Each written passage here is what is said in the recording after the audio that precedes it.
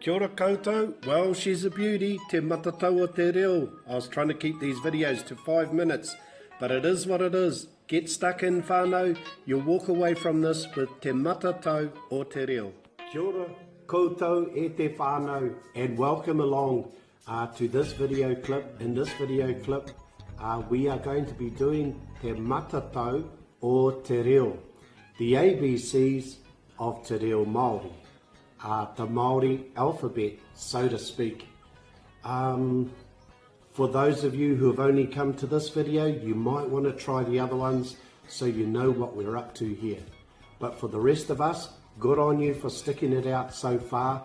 Join me now. We are going to focus on the sounds, the 3 sounds. So just recapping the 3 sounds, the oro puare, the open sounds. Remember, your mouth will be open. Ah, e, e. You need to formulate your sounds and your mouth around those sounds so you can be clear. Let's just do this once. The oro kati whānau, there'll be a closed sound. H, k, m, n, p. Ka pai? And the blends are exactly that whānau. They are a blend of 2 of the oro puare, or 2 of the vowels, ae, ai. I also encourage you all to use your little booklets here. There are 5 oro puare. This will help you remember where they are. A, e, I, o, u. I'm not doing it for my benefit. This is to help you. And these will help you remember. There are 5. There are 10 oro kati. P, k, m, n, p. R, t, w, n, p. Ka pai, and so on and so forth. And I won't tell you, but there are 20 oro rua.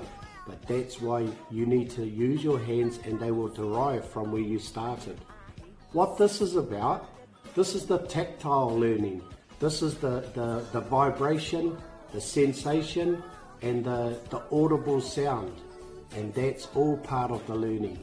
Anyway, whānau, we're going to rock it out now. It might take a little while, but let's break down the 3 sounds.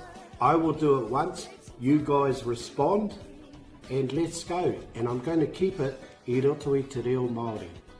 So take a breath. Whakangā, whakaha. Take a breath.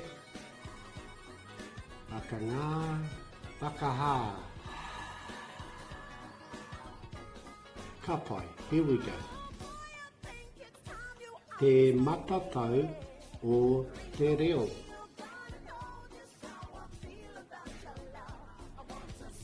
Te MATATAU o te reo.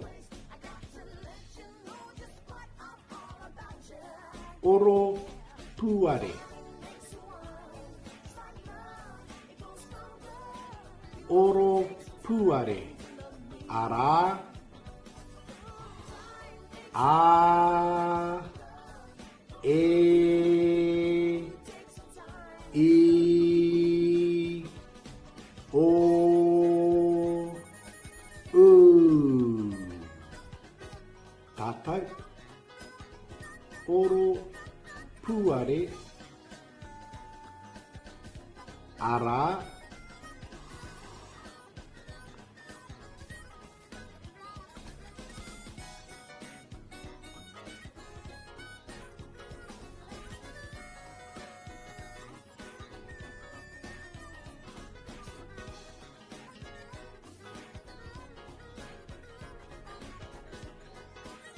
Ka pai, I'm sure that was fine. It sounded pretty good from here. I just imagined it. Ka pai, oro puare poto. Oro puare poto. Whakarongo.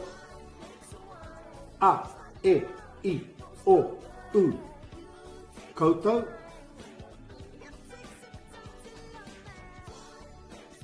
Ka pai, anō, could have been a flute. Ka pai, there's the first group, the oro puare. Ka pai koutou.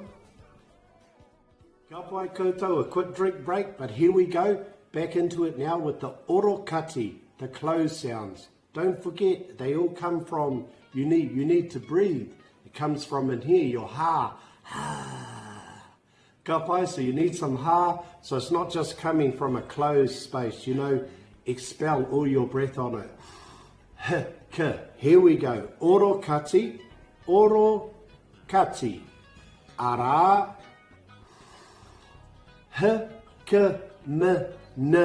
p.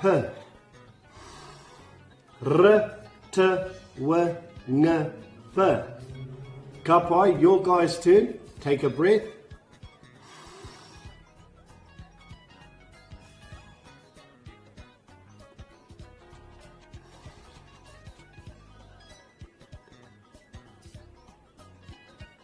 Ka pai, that didn't hurt at all, did it? Let's try it one more time together, all together.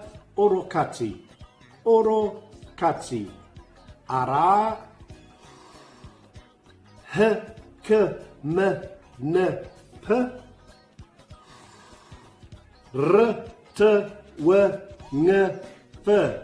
Ka pai koutou, that's round 2 of 3, and we're still in the game. Awesome. Ka mau te wehi, let's have a little break. Ino pai koutou, we're on to the third of the 3 sounds, the oro, ke, ororua, the blends and diphthongs. And remember whānau, that's what we're doing, blending them together. We're going to rock it out because these take a little while, so here we go. Oro, ke, ororua, ara, ae, ai, ao, au. Koutou.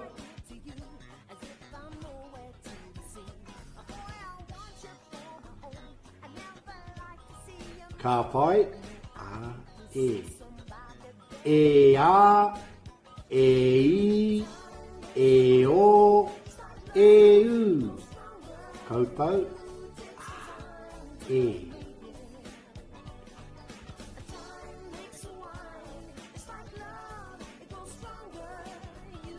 Ka pai, a, e, i. I a, i e, i o, i u. Koutou, a, e, i.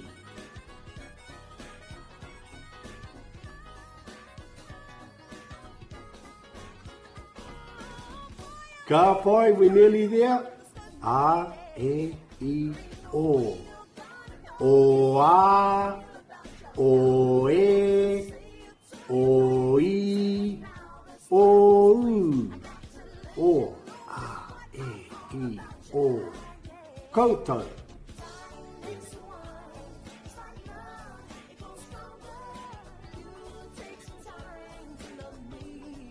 Ka pai, home straight. A, e, i, o, u. U a, u e, u i, u o. Koutou, a, e, i, o, u.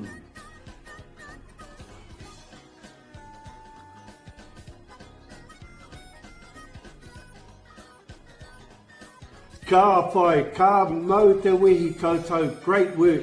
I know you guys were rocking it out. You can watch this video a couple of times and go over it, but you'll get the gist. And if it was a bit much for you, go back and watch the earlier ones where it was more broken down from the oro puare, the oro kati, the oro ke, and then there we put it all together.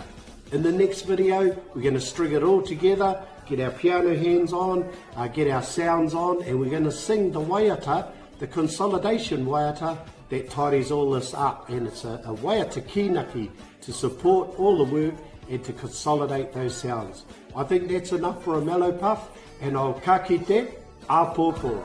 Hei ko nei rā.